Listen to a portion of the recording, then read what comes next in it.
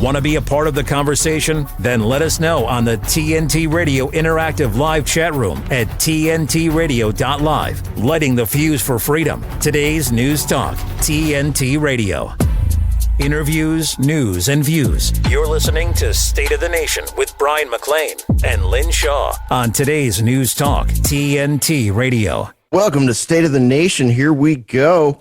All right. I have a very important message. First of all, on Saturday, the 14th of October, 2023, Australians will have their say in a referendum about whether to change the Constitution to recognize the First Peoples of Australia by establishing a body called the Aboriginal and Torres Strait Islander Voice. This Saturday, join the worldwide Rally for Freedom Australia and say no to the voice. The Sydney rally, hosted by TNT Radio's Dean Mackin, will feature a range of high-profile speakers and cultural activities. So bring your friends, flags, and signs. Don't forget that hat and sunscreen. Might be sunny and warm out there. And of course, TNT Radio and Chris Smith will be on the air live from Hyde Park from 11 a.m. to midday. New York starting at 9 p.m. and London starting at 2 p.m. You can listen to and watch the main event on tntradio.live between 12 and 2 Australian time. Location and times of all rallies are listed on the website, tntradio.live. I'm Brian McLean here with you for State of the Nation, and I'm joined by Lynn Shaw. Lynn, welcome to the program.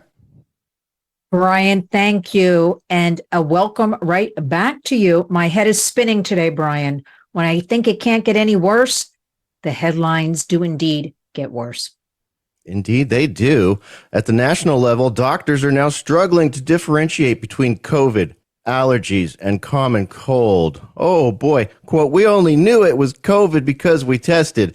Well, we already know a little bit about those tests, don't we, Lynn? Brian, all I know is there's a new contract, $600 million from the Biden administration for home testing that will go into effect. In each household, you have the right to apply and send away for 4 of those tests, those strips, those things that do not work, Brian. Yeah, get yourself a piece of cheap Chinese plastic for free from the United States government to tell you whether or not you got a cold. Ooh, all right. Well, I guess that's the direction we're headed this season, Lynn. In Ohio, a murder suspect broke into... Actually, an Ohio murder suspect in Georgia broke into someone's home and was shot by a man defending his family. Just a quick shout out to that guy for exercising his Second Amendment right and defending his family, Lynn. Ryan, you stole my line. I was going to say, good for him. We have to defend ourselves and our families these days. What kind of headline is this? Seems perfectly okay to me. Well, violence is on the rise in the United States. In Los Angeles County, recently a sheriff's deputy was fatally shot in an ambush in Palmdale. The guy has been arrested finally, Lynn, but that's not the first time we've seen a sort of ambush assassination of some of the cops lately, right? We've seen a lot of stories like this are starting to come out, Brian, and it goes with the old, they're not prosecuting. And I don't know the age of this person, but he looked very young. I saw the video of him being arrested, and He just put his hands up, took his shirt off, and take me. There are no consequences. It's only going to escalate, as we're seeing. Yes, indeed. We can take that one over to Illinois. An Illinois woman was charged with attacking Chicago police officers. But guess what, Lynn? She was released on no cash bail thanks to the new state law there. So we've been seeing a lot of this, and I think we're going to be seeing more because now it's being codified in law across the nation. Unbelievable. And just to throw in something right before we started, Brian, I heard that our DA Alvin Bragg in New York, and I am digressing, he wants prosecutors never to give anybody a sentence more than 20 years. There's no longer, you could murder a whole bunch of people, but he doesn't want you to have, more than 20 years. So this is going on all over the country. We cannot, where does it go from here, Brian? We cannot stand for this. No. Yeah. And, they're threatening us with another COVID lockdown. What did they do during the dark of the last COVID lockdown? Well, they let a bunch of people out early, didn't they? So, you can put people away with light sentences like that, but then they call COVID lockdown and boom, you don't know how many thousands of them are going to get out after, time served, which could be, months instead of years. Absolutely right. It's crazy. Yep. It's totally crazy. This one's kind of sad, Lynn, but I wanted to do an update on it because I believe we talked about this back in January. A woman named Lindsay Clancy, who unfortunately had an incident where she killed her 3 children. It's now coming out. Her husband is speaking out now, and he's blaming Big Pharma. He's saying that she had some sort of postpartum and she was put on diazepams or, some sort of mood SSRIs and mood enhancing drugs, and that she started hearing voices, which is what led to the really unfortunate incident. So this is really sad, Lynn, but I think it underlines how careful people need to be with prescription medications.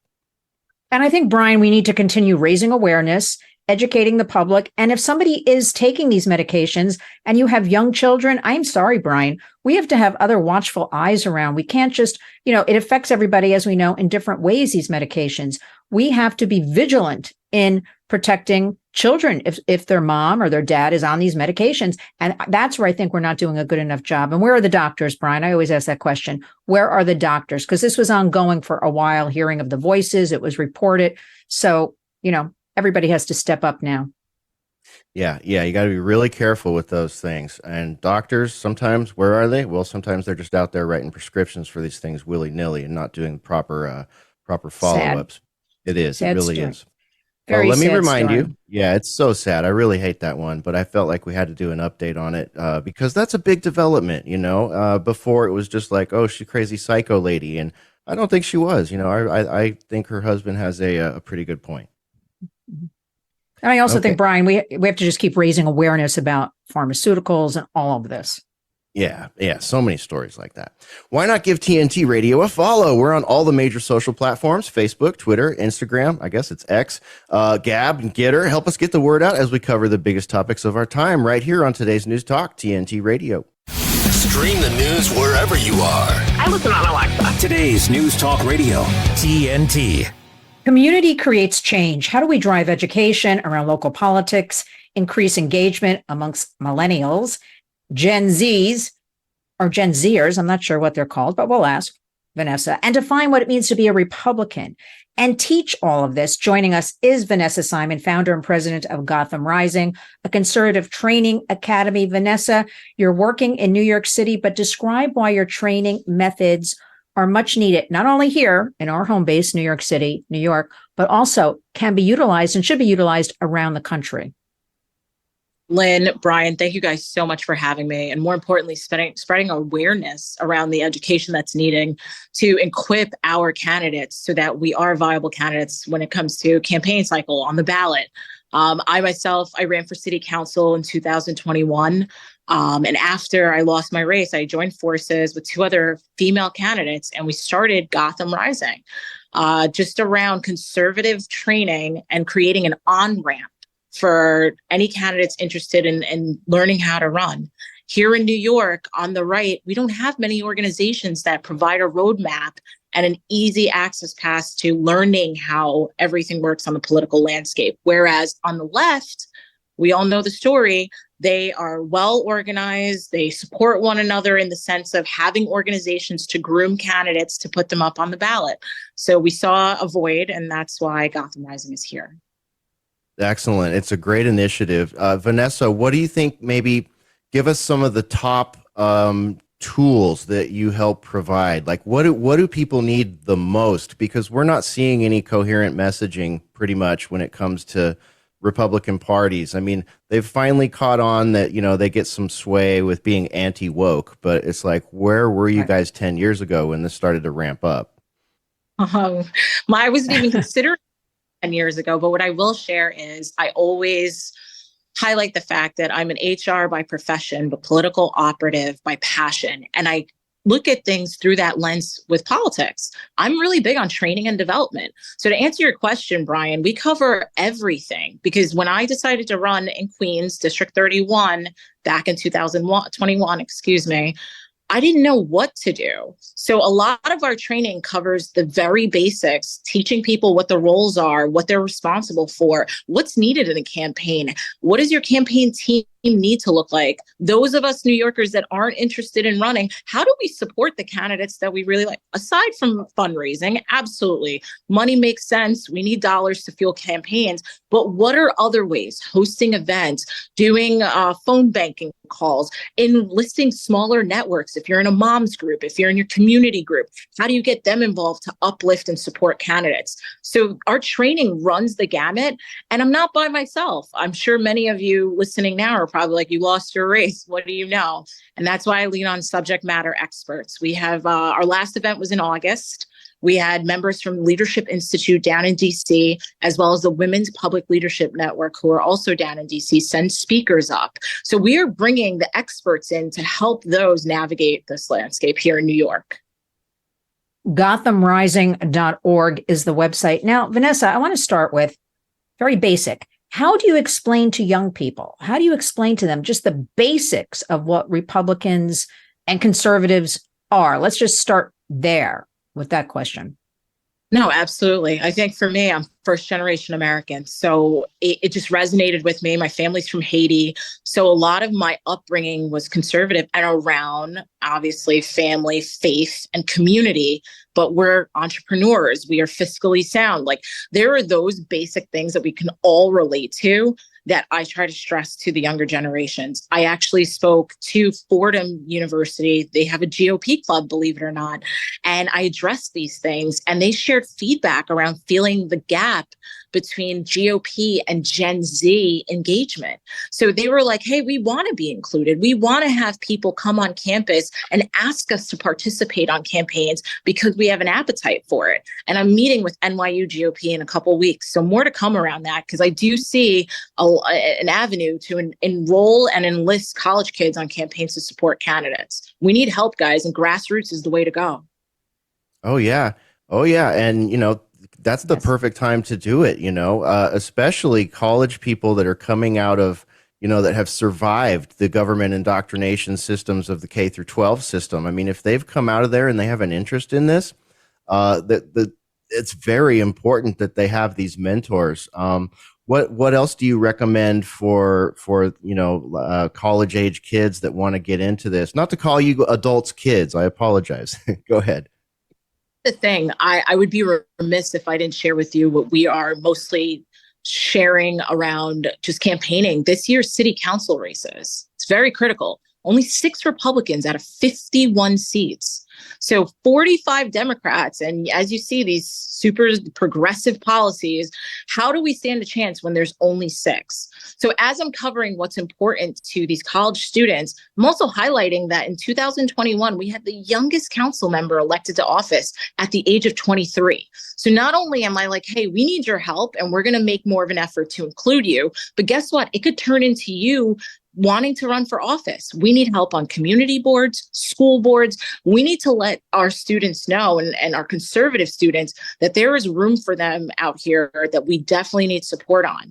So I just want to shout out 6 key races that we're trying to support to move forward, and they have a really strong chance. We have Yin Tang, we have Christy Maramato, James Pye, Kelly Klingman, who is a guest on your show, who's running against Tiffany Caban, and Paul Rodriguez.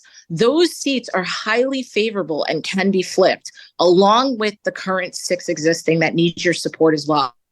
But I'm looking forward to the support, guys, and visit, as Lynn highlight, GothamRising.org. We have our next training this Sunday at the Women's National Republican Club. Please visit me on social media. Vanessa4NY is the handle to get more information.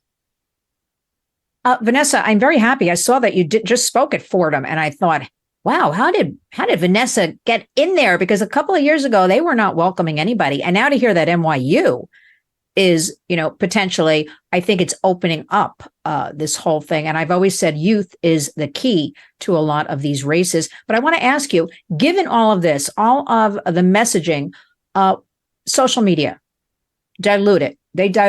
They've got the armies of bots. The story just broke that the Soros Foundation employs. They're spending loads of money to get out Bidenomics, Biden administration, all of that. So how do you, confront and combat that with the young people? Because this is a tough one to crack. It's tough, and I'm still navigating, if I could be transparent. I mean, just to backtrack a little bit, like you shared about NYU, they have a small club and their club is private, and NYU doesn't allow them meeting space. So I'm actually working if there's any space in our club, try to work out what we can do to help get them a safe space, because they're willing to congregate, but it can't be on NYU's campus. But there is an NYU GOP club.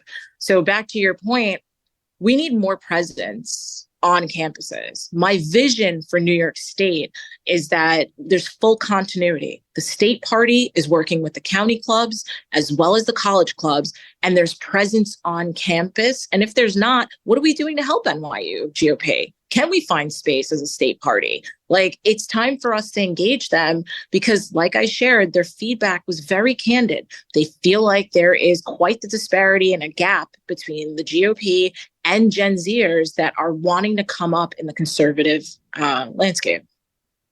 Absolutely. Well, thank you so much for the work that you're doing. It's very important. GothamRising.org is the website again, and on Instagram and social media, it's Vanessa4NY. Thank you so much for joining us, Vanessa Simon, here on State of the Nation on TNT Radio. You should hear what Charlie Robinson is talking about. I've always kind of, joked that it would be great if we could all stop talking about this stuff and I could do a football podcast. You know what I mean? I could talk about baseball. I could do all that stuff. That would mean that all of these really important issues have sort of been settled and sorted out, and we're on the right track. But until that time happens, which may never happen, I feel like this is the most important stuff to be talking about. I couldn't live in a world where I just took it, where I just said, oh, this is fine. The impending, collapse of society, this is fine. The dog meme where like the room is burning and it says this is fine. I can't do that. I feel a duty and an obligation to myself, to my family, to my friends, to whoever, to sound the alarm on what I see to the extent that I can and try and wake people up. Charlie Robinson on TNT Radio. Radio works because of its ability to personalize to the listener. What's exciting these days is that people are rediscovering it. People are really rediscovering just how powerful radio is, how ubiquitous it is. It's in our cars, it's in our homes. There are so many new ways to access it. It's everywhere. To find out more, go to tntradio.live. Let's talk about the state of the nation.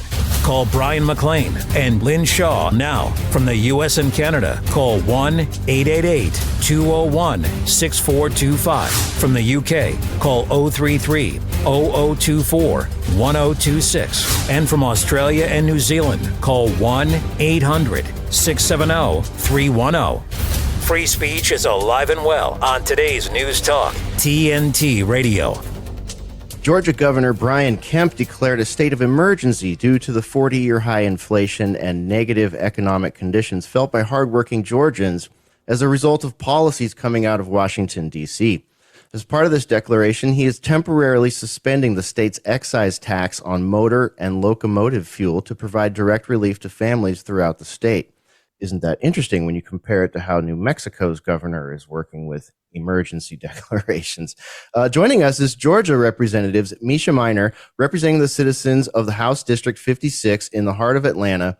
Representative Minor, please explain Governor Kemp's declaration of a state of emergency, and do you think this suspension of your state's excise taxes on fuel how does that really, and how does that help families in Georgia? It helps not only families, but Georgia is also a large agricultural community. And so not only does it help just the everyday person, but it also helps our agricultural economy. And so just yesterday, the governor and a lot of my colleagues were at a meeting. And the one thing that he said, I received a phone call on the way here from a farmer that is saving hundreds of dollars because of this tax service. And so it is helpful to not only just farmers, but to everyday citizens as well. Good. That's good to hear, isn't it, Lynn? It's very good to hear, because I was going to ask, how does this trickle down to sort of, just the everyday, I don't like to say everyday, but, regular person who we're all under the cloud, Representative Maynard, of Bidenomics. Now, tell us a little bit about your district. You're in the heart of Atlanta.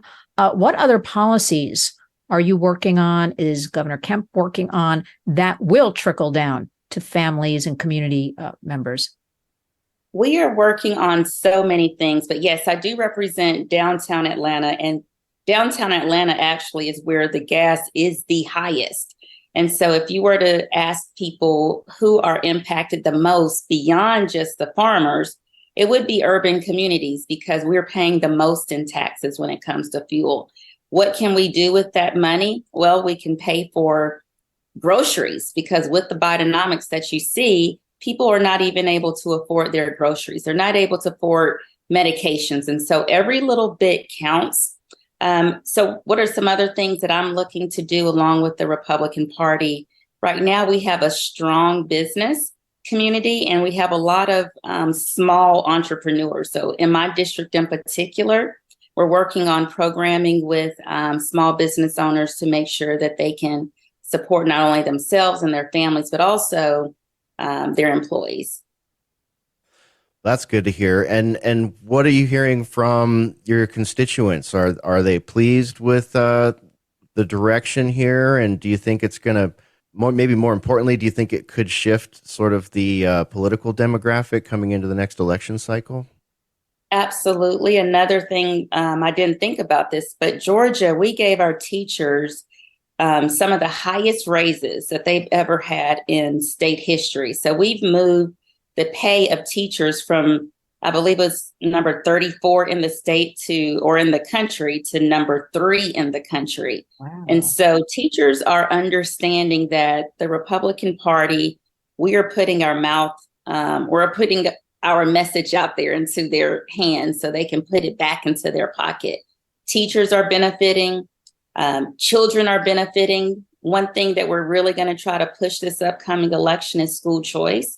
We think that this is going to be a major question on the ballots for everybody involved, not just on the Republican side, but for Democrats as well.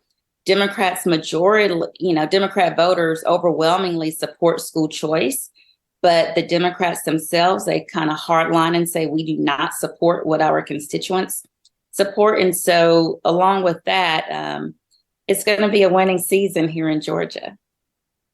We like that, right, Brian? Representative Maynor, you mentioned about supporting and building of small businesses, something Brian and I talk about a lot. Now, I have to bring it up. Crime is rampant across this country. How does that play into people getting funding or getting insurance or opening a new business in Atlanta? Crime is, it's really interesting because the Democrats will like to say that crime is going down. If you guys take the time to look at the Fulton County Board of Commissioner meetings, please Google that. Google Fulton County Board of Commissioner meetings. Fulton County is one of our biggest counties. Just yesterday, they did an outline on the exorbitant amount of new people that are in the jails because of crime, although they are reporting that crime is down. But why is that important? Many constituents talked about this during the public comment. The Democrats want to prosecute Donald Trump for these indictments, and they gave him a speedy trial. But yet in our jail, there are people that have been in jail for 3 years and they've never been indicted. There are people literally dying on the floor in our county jail while they were waiting to be indicted. One man just literally died because he was eaten by bed bugs. And so we have a huge problem when it comes to crime, not only because there's crime, but we also have a problem because the prosecutor is not prosecuting the crimes. And what are your constituents telling you about this? I mean, that must be very frustrating when they see their DAs and all of this political power and legal power being used for political lawfare. While, someone is, like you just described, is, not getting their right to a speedy trial. I mean, are people upset? I think upset is the mild way of saying it.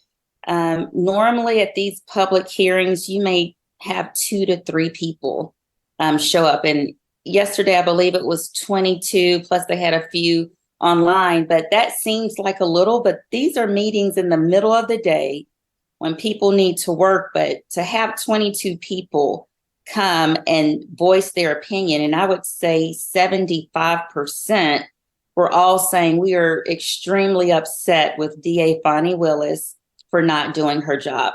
They also went into discussions on how much money that we've given the Fulton prosecutor's office for the backlog. And then it was found that she has not cleared out any of the backlog. And so now the question is, you're coming asking the county and the taxpayers for more money, yet you just asked us for $30 or $40 million. What happened to that? It really is ridiculous. I suggest you guys, look at that. We are. Representative Maynard, we have to take a headline break, but when we come back, we have to ask your views with Ukraine being given all this money and also all these illegal aliens. It's just a free-for-all, yet our communities like yours in Atlanta are not being supported. So we'll talk about that when we return to today's News Talk. This is TNT Radio. The conversation continues. You guys are awful positive today for what we're witnessing. It's that division that they want to push. Now, TNT Radio News. This is James O'Neill with a check of today's headlines. On Wednesday, Poland revealed its decision to halt the supply of weapons to Ukraine, citing a need to prioritize its own defense. Azerbaijan is seeking to cement its grip on the Karabakh region the day after launching a lightning offensive aimed at disarming ethnic Armenian separatists. Chicago Mayor Brandon Johnson has discreetly approved a $26 million contract with a security firm to establish migrant base camps, even as local residents implore the city's Democratic leadership to address the influx of asylum seekers. God, you're amazing. You're a much better listener than my wife. You're always there for me. I think I may be in love. Where is she? Well, it's not what it seems. I was talking to... Who's the tramp I heard you talking to? That was my Alexa, sweetie. Well, she sounds like a tramp. Fall in love with news and talk all over again with your smart device. Just tell it to play. Today's News Talk Radio, TNT. We're talking with Representative Misha Maynard, the website, MishaMaynard.com, everybody. Now, before the break, I was asking you about, we have to get your thoughts on this because Brian and I are riled up every single day about all of this money being sent with no accountability to Ukraine, another $24 billion just asked for, and also all the illegal aliens. We can't even keep count, Representative Maynard, of the finances there. What does your community, what are you thinking about with all of this, and what does your community think about all of this? I've been looking at this from the very beginning, but I do think that since I brought light to this, a lot more people in my community are paying attention. If you look at the community Facebook pages within my district, more and more people are talking about how many more illegal immigrants that they are seeing in the community that they have not seen before. And so it has started to reach Atlanta, which before it really hadn't. But now the problem is here. And so if we're spending $24 billion, we're spending billions and billions of dollars on a war when there actually is a war here. The war is only 2% of children can read. The war is that people are being evicted every single day. The war is people can no longer afford their mortgages. The war is people cannot afford food and utilities. In my district, I have one of the highest energy burden districts in the entire metropolitan area. That means people cannot even afford to have the utilities on. So kids are outside doing their homework at nighttime under a street light, but yet we want to spend $24 billion on another country. That makes no sense. And the other thing that actually makes me really upset about this is the accountability piece. I don't know if you guys have seen the articles out there where they have corruption over in Ukraine with American dollars. Yeah. How does that happen? Yeah. Mm-hmm. Right? How does that happen where we let another country corruptly use American taxpayer dollars and then we want to keep sending them money and they don't have accountability? It makes no sense whatsoever. Yeah, they're telling us that like 70% of the weapons we send over there disappear into a black hole. I mean, how ridiculous is that? They're trying to disarm the American public while robbing us through tax dollars and FTX crypto scams and all this other stuff, and sending what to where we don't even know. I mean, it's absolutely amazing. And what about there's a massive rash of poisonings, via this fentanyl stuff. You're seeing more and more people from out of country. Are you dealing with more people addicted to fentanyl and dying of fentanyl? We're seeing little kids die. We saw a little kid died of fentanyl poisoning just this week that we picked up an article about yesterday. I mean, it's very sad. Is that affecting Atlanta? It is. And we have honestly tried. The Republican Party has put a lot of measures forward to try to tackle this. It really is impacting a lot of our suburban and rural communities, more so than our urban communities. And honestly, at the end of the day, it doesn't matter where the child lives. The fact is that we no longer have a child because we are importing these illegal drugs across the border, since there is no accountability at the border.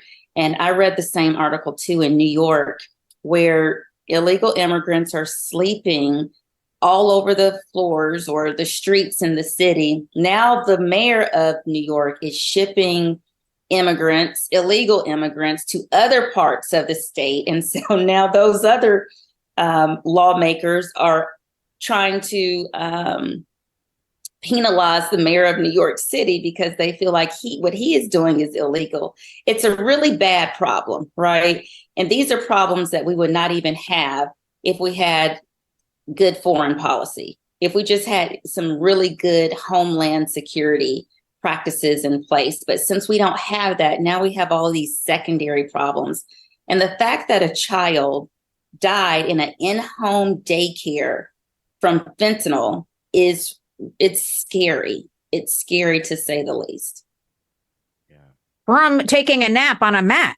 It's that potent that is what law enforcement is saying, that somehow it got onto the mats where the children, and 3 children are still in the hospital from this same daycare.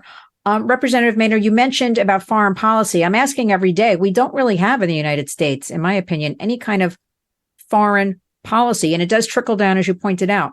What would you like to see done immediately that we can start turning this around? Because we know how bad everything is. We have to start doing things, taking action, and start turning things around. What would you like to see immediately done?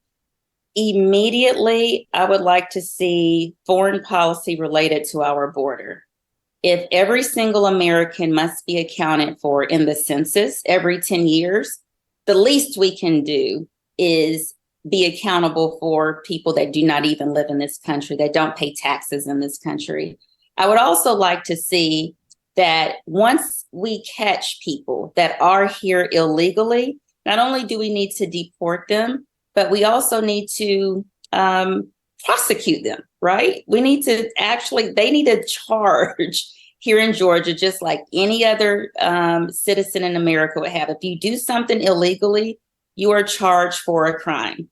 So we need to have people charged for a crime. That way, if they come back illegally, now they are in the system, when once before they were not in the system. That is the very first thing that I would do.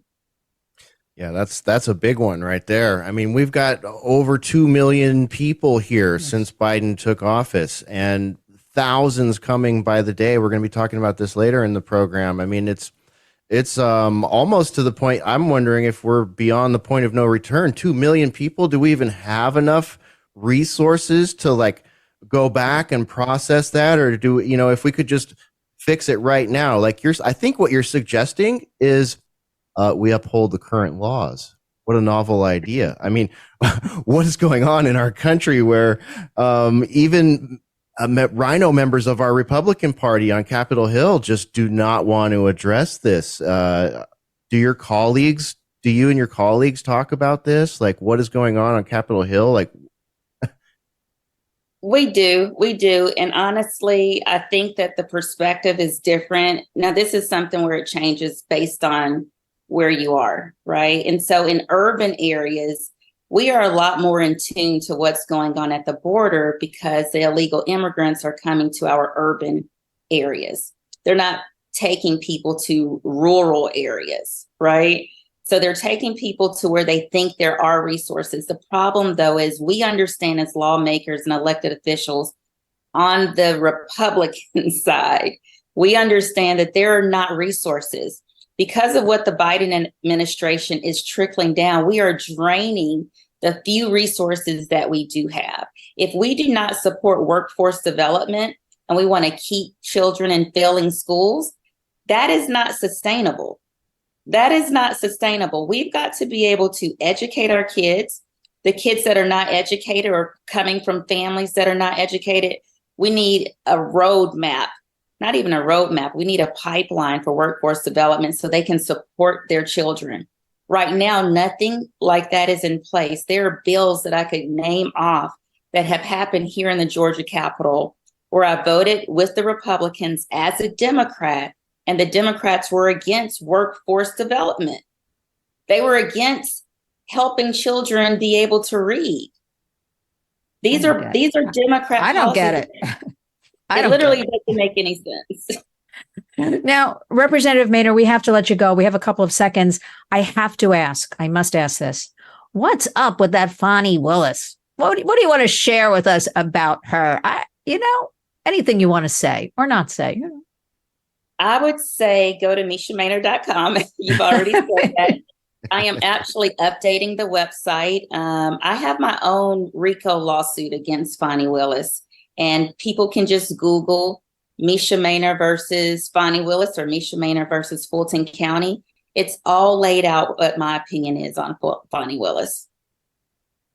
All right. Excellent. Thank you so much, Representative Misha Maynard. Thank you so much for joining us here on State of the Nation on today's News Talk TNT Radio. De-weaponizing weather with reality and perspective. I always hated the song Imagine by John Lennon. Now, there are a lot of people that love that song. Said, isn't this something that we can all come together on?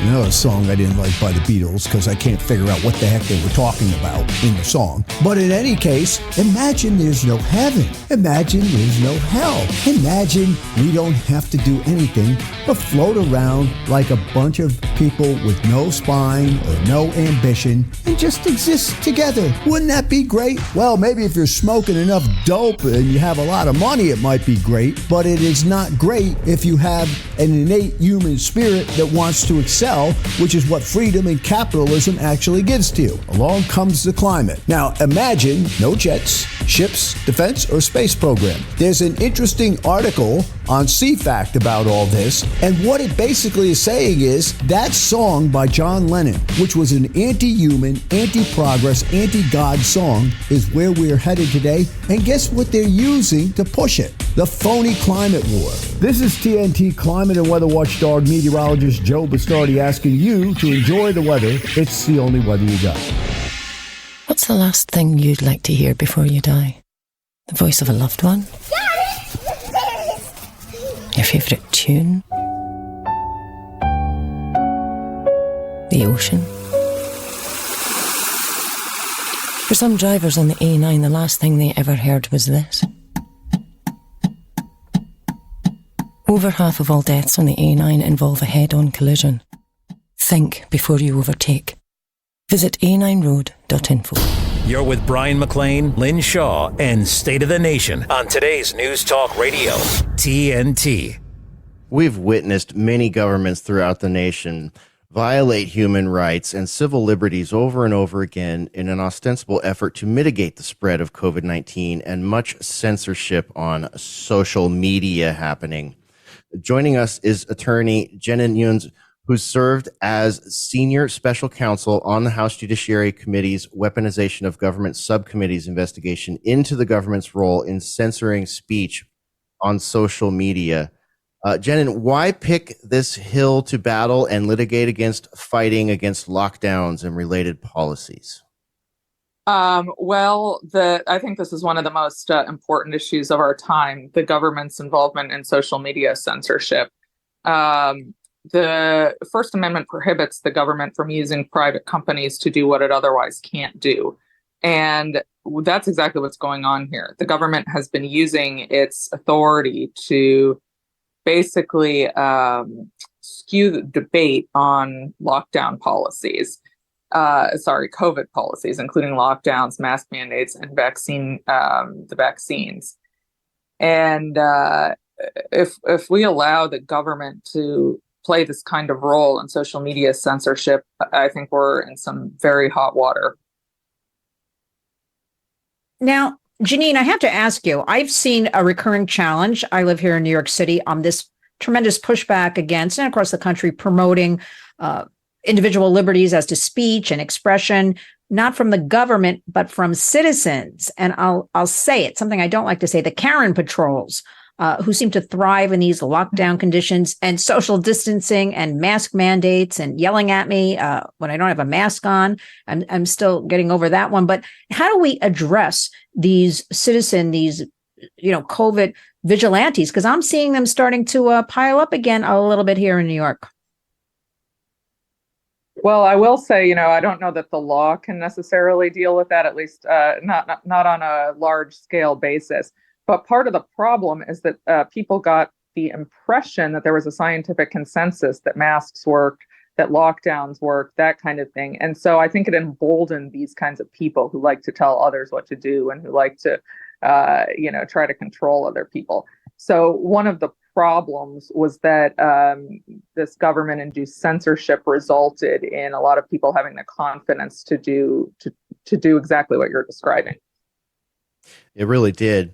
And, in the releases of the Twitter files, we learned so much about exactly, very, very detailed information about how this was done on that particular platform. Of course, we don't have a Google files or a Facebook files. We've got a couple of whistleblowers therein and things like this. But if we take the model that was being used in Twitter 1.0, where you've got people from the Atlantic Counsel Digital Forensics Lab, people from the White House, people from the DOJ, FBI, NSA, all these different agencies embedded with some of their own people inside of those companies. There are hundreds of former feds and different law enforcement agencies and intelligence operatives working inside of all the social media companies. It's open source information. All you got to do is go look at their LinkedIn's.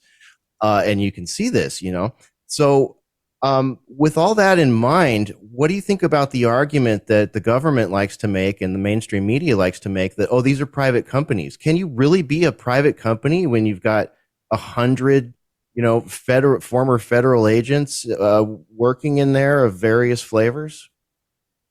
Yeah, that's the misleading argument they've been making. And also, I just want to sort of correct something you said, which was there's no Facebook files. Actually, the committee's investigation, the subcommittee's investigation, revealed Facebook files that was some of the best material and showed that the government was coercing Facebook into censoring certain topics, including the lab leak theory. So people at Facebook were emailing each other and saying things like, why did we censor the lab leak theory? Well, because the Biden White House put us under pressure to do that. We shouldn't have done it. So there is a lot of evidence that actually Facebook was really pushed into this. And the reason the argument you gave before is disingenuous, the argument the government likes to make, is these are not private companies acting on their own. These are private companies acting under threat from the government. The government is threatening them with adverse consequences if they don't censor according to the government's preferred narrative. And that turns the companies into state actors under what's called state action doctrine. And that makes the censorship a First Amendment violation. Okay. Oh, what a mess. So, Jenin, you served as senior special counsel on the House Judiciary Committee's Weaponization of Government Subcommittee's investigation into the government's role in censoring speech on social media. But I have a question for you, Jenin. I can never figure out, we get censored, a lot of people get censored, whether it's COVID information or political views. What I can never figure out, Jenin, is it seems to be open season on anything with children online. There's a tremendous problem online with CSAM, child sexual abuse material, but that just seems to get, talked about here and there, but nothing seems to matter. That's just escalating. So I can't figure out why nobody's really keeping an eye on that, yet they're censoring us on all of these other things that perhaps they don't like. Do you have any thoughts on this? Well, I don't know. I'm not very familiar with the issue you're talking about with children, I can say that the topics on which they like to censor are those that tend to threaten the Biden administration's political agenda. So, the Biden administration made it a big part of its platform to we're going to vaccinate everybody. And so anything that cast any doubt on the COVID vaccines, including true accounts of adverse effects, the government asked the social media companies, or I should say actually demanded that they censor, and said, if they didn't do what they wanted, if they didn't censor in accordance with its desires, that they were going to punish it with regulation or other legal consequences. So this is really about power, and it's about politics. It's not about keeping people safe. Yeah. Safe, effective, necessary. These are the kind of words that you had to use to be allowed to stay online. If you were saying anything other than that, if you were pointing to the fact that, hey, Pfizer is a company that's had to pay out one of the if I'm correct, the largest criminal suit in the history of the United States, and that these people hurt people all the time. And there's information out there, plenty of people in the know, doctors stating that, hey, people are being hurt by this. And we're still kind of in a place where we're, you can't go on YouTube and say anything like that. Right. You'll get charged with, well, not charged, but, you'll be told that you have committed the sin of medical misinformation. Are we ever going to get past this? I mean, it's a First Amendment right, isn't it? I mean, that is sort of our town square right now. Yeah, exactly. So I served on the weaponization committee. I'm now at the New Civil Liberties Alliance, where I'd been for a couple of years before I served on the committee. And our big case is Missouri versus Biden, where we're making exactly these allegations. It's actually in the Supreme Court right now, and we're waiting for a decision on the stay motion, which should come out by tomorrow at midnight. And the courts below, the Fifth Circuit Court of Appeals and the District Court, agreed with our contention that this conduct violated the First Amendment. And the people that we're representing, two of them are co-authors of the Great Barrington Declaration you may be familiar with. They pushed back against lockdown, said they were a bad idea. They're two of the top epidemiologists in the world, Martin Kulldorff and Jay Bhattacharya, and they were censored on social media for saying these things, that masks were ineffective, that lockdowns were a bad idea, that the people with natural immunity didn't need the vaccine, kids don't need the vaccine. And the First Amendment protects everyone. It protects all Americans, and it also protects false information, because we understand that there's no one holds the key to the truth. The government is an arbiter of the truth. We don't want to give it that role. But I think this case illustrates why we have a First Amendment. The fact that these people were censored on social media, top epidemiologists on the field of their expertise at the behest of the government, and giving the public the impression that no credentialed people opposed lockdowns or all of these mandates, when actually there were a lot of scientists who did, but they were just shut up. Yes. I have to ask, Jenin, it's a very basic question I have, though. Like, where will all of this go? It's been so horrible over the last couple of years, and you're certainly fighting with others, very hard, and First Amendment rights. But I can't imagine, where do you think this will all unfold? And now we're getting into AI, and I'm digressing a little bit, but it just seems like such a free-for-all happening. But do you think at some point there will be really tremendous change, or a stop, or something to help everybody? Well, yeah, you're right. I'm sort of optimistic on the narrow issue of winning this case. I'm kind of with you, and more pessimistic when it comes to the bigger picture of these sorts of problems. I've been tweeting a lot about the fact that Russell Brand has been demonetized on YouTube. And it appears, based on allegations that were made, I don't know if those allegations are true or false, but I think we're in very dangerous territory when a person can have their livelihood taken away just based on allegations, and the tech companies hold this kind of power. The British government is also trying to use the tech companies to demonetize him and to pressure them to do that. So this is a big problem. Big tech has a lot of power. These governments have a lot of power. There's an intertwinement between them that they're using to disempower individuals, to censor them, demonetize them, and kind of get people to fall in line. So that needs to be, that's a big issue that needs to be dealt with, that no one court case is going to solve. And it really requires people to understand the threat that this poses to our freedom. I agree. I'm glad you brought up Brand because and what you just said about the Supreme Court case, right, with Missouri versus Biden.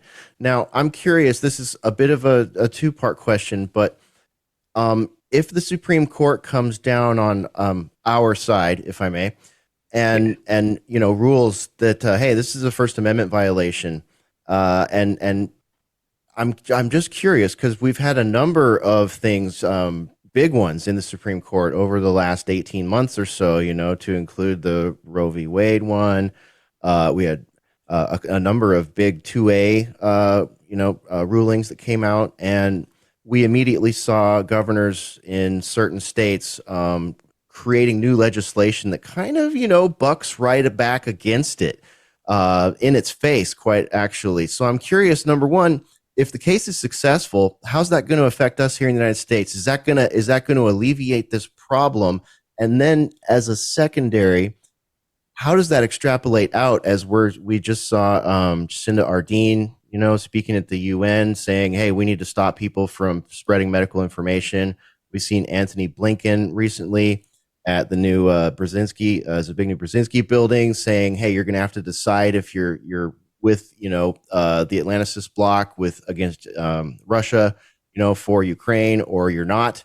And WEF members recently also talking about shutting down free speech. And then there's all these national laws that are European multi-country laws that are going to be cracking down on free speech. Where do you see this all nationally first if the case is successful, and then how does that affect the larger view where we're all a little bit concerned? Well, I think if we win, which we should, it does help in that once there's a clear decision from the Supreme Court saying this kind of conduct violates the law, government officials coercing or pressuring or working with or encouraging companies to censor based on viewpoint is a First Amendment violation. Then people can bring lawsuits asking, for money damages and to hold the officials personally responsible. Before, the law is really, really clear, which I guess you could argue it's not now because this is all new territory with social media. You can't really sue for money, and you can't really sue people, the government actors themselves. You're suing their office, basically. So that provides a lot of incentive for the government actors to follow the law. But that said, as you pointed out, this is very political. I suspect there may be some flouting of the ruling anyway. And I'm certain that people on the left are going to go around saying that this is just killing people and this is a terrible ruling. And there have been attempts to discredit the Supreme Court and the justices themselves in order to, say, well, this is just a right-wing court. We don't really have to listen to it. So I think the decision will do a lot. We need the decision, but it doesn't solve the fundamental problem as you identified. And one of the bigger issues we face is that there's just a degradation of appreciation for free speech in this country and in the world. The founders of this country understood that the government isn't the arbiter of the truth. This government has been wrong so many times about masks, about the vaccine stopping transmission, about lockdowns working, about one thing after the other topics as well. So we've seen that in real time. And so that's the reason we have a First Amendment, is because we understand that no one holds the key to the truth, and that debate is necessary to reach the truth. And so the fundamental problem is really that people buy this idea that misinformation is killing people. Misinformation doesn't kill people. It can be refuted. That's the point of having a public square where we talk about these things. And censorship is really what harms people. And censorship has harmed people throughout COVID.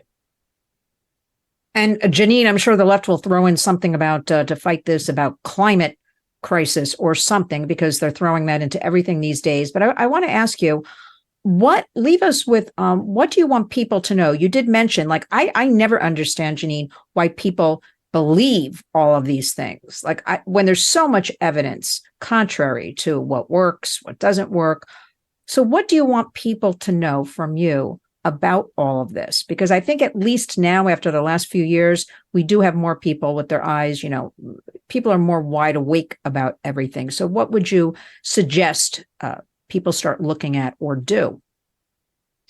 Well, as I said, and I'll say it again, one of the most important things is that we really understand that misinformation is not the killer, that the government is not the arbiter of the truth. There are lots of people with different views. They all, we should listen to different people and make an assessment about the validity of their claims.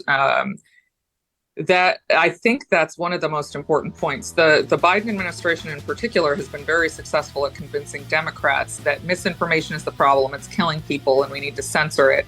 And also kind of using it, the term misinformation and disinformation as a euphemism to justify censorship.